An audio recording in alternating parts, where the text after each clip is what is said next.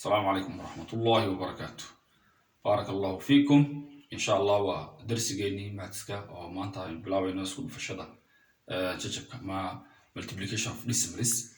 أو marka waxa weeyaan number la isku dhufanayo dhibic ku jirto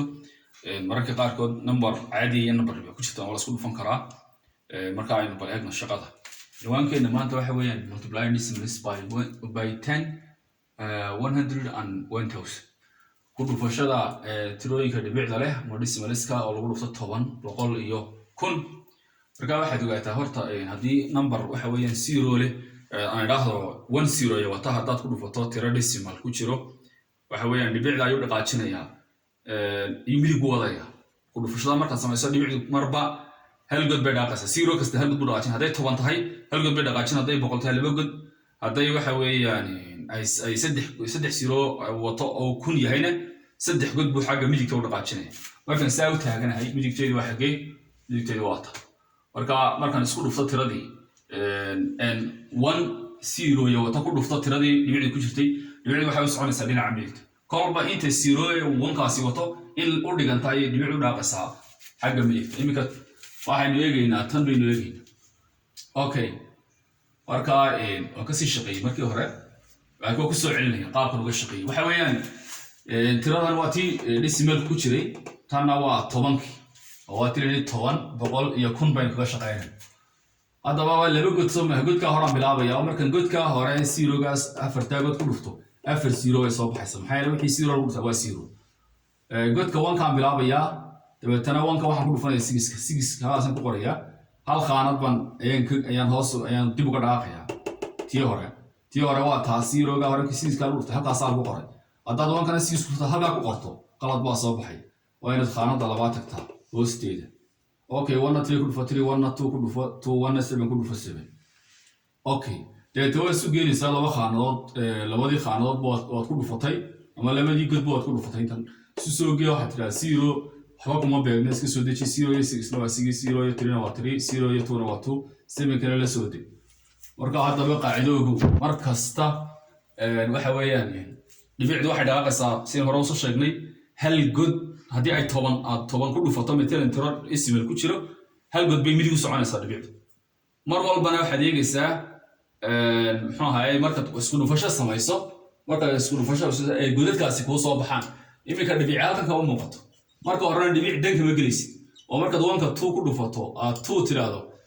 halkan waxba kama hadlaysa dhibicdan kama sheekeynaysa waxaad leedahay hal 7 ku dhufo waa 7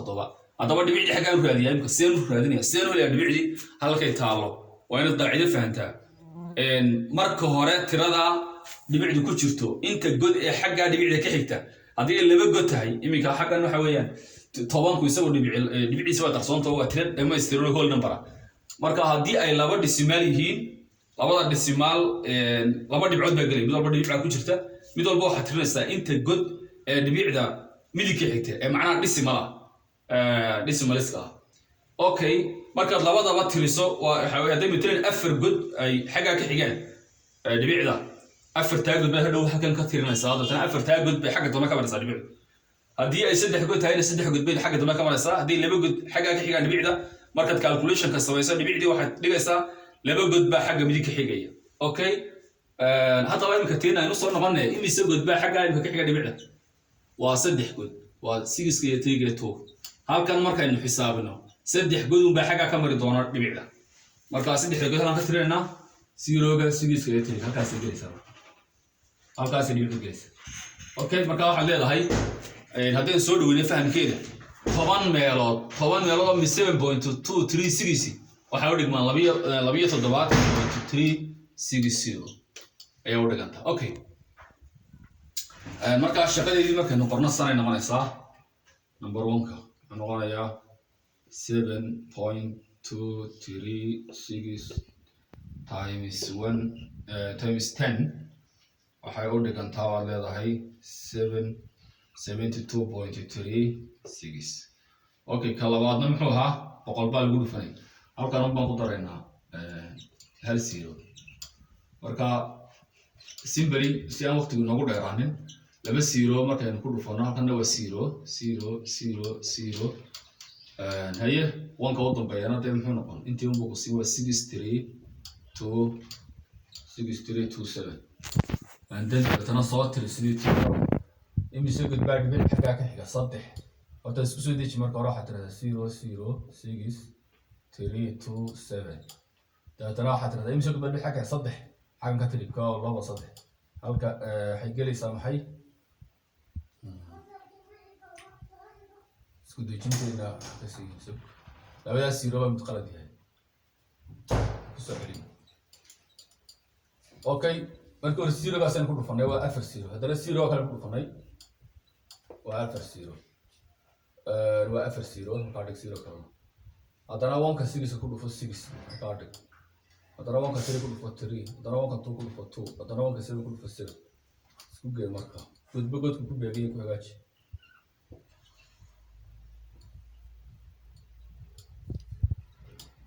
okay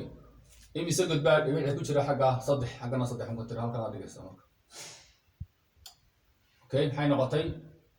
723.6 سيرويا صح قيمة مرة لكن ممكن تبيع الحساب صار يسا ويكون كشرة ترى إمي كلاك ما قيمة مفردة. وكام حين غطي 7 وأقول رفتي وقل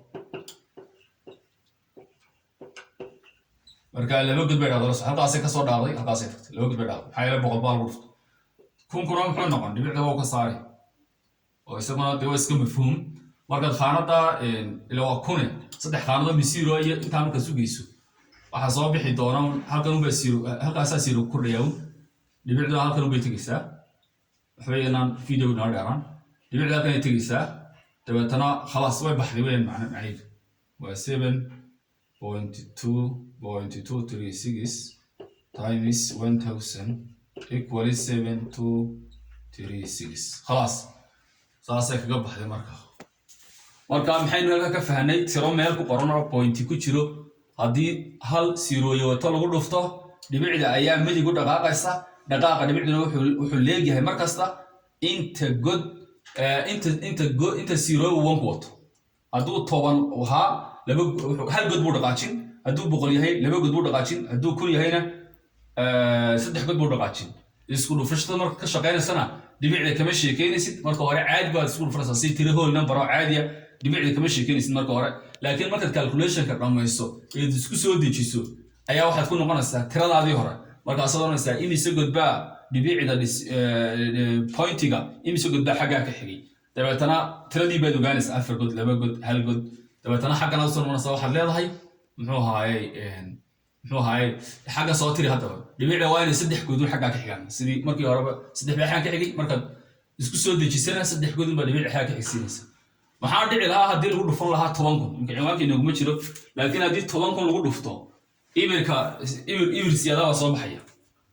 oo 10 kun marka lagu dhufto sano kale noqon 72360 taasina waa hayay waxa weeyaan wuxuu dhaqaajinaya maxay afar god dhaqaajinaya marka afartii god halka marka taale afar god dhaaqdo waa 1 2 3 kala zero noqonaya halkaas ay ku jiraan